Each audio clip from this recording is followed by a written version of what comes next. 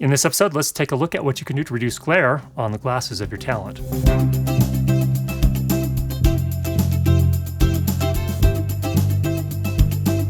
When you're shooting talent that are wearing glasses, you often run into issues where you get glare on their glasses. Here you can see she's got quite a bit on her right lens and a tiny bit on her left lens as well. So what we are going to do here is talk about a couple of techniques you can try, or at least things that I've tried that sort of work, and I don't have this down perfectly yet, but we're still working on it.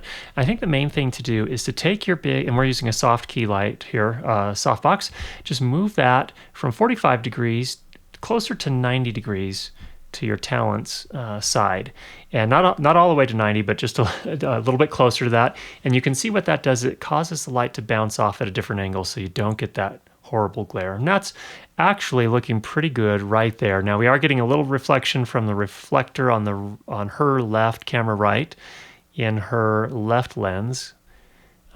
Just a little tiny bit, so it's not perfect here, but that gives you just sort of a first step you can do.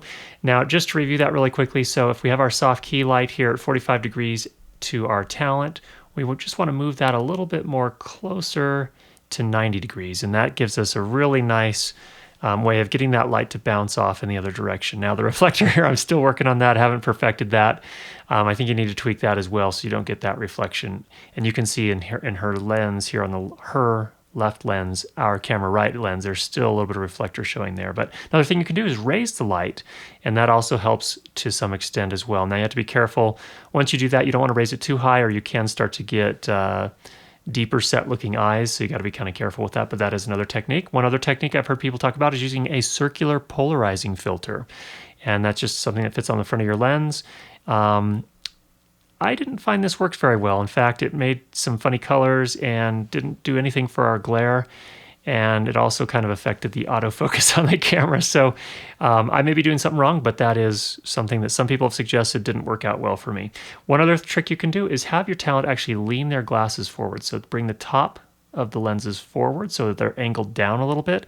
This works for some people, doesn't work for others, and not everyone's going to be able to get the glasses to stay. You can see here we're struggling with that with our talent in this case. Didn't end up working out, but that is another trick to kind of keep in your back pocket, so to speak, that could help. And actually it works. If we could get it to stay, it worked pretty well. It didn't have the reflector glaring off that camera right lens in this case. So that's another technique to keep in mind that can be helpful, at least in some circumstances. Here I tried it on my own glasses, and you see I'm still had some issues with the reflector, and that takes care of the reflector glare that you're seeing in the camera right lens here. Thanks for checking out this episode. I hope you found that helpful. If you haven't already subscribed, make sure you do that, and we'll be sure to get you more great videos on how to improve your lighting and sound for video. Talk with you soon.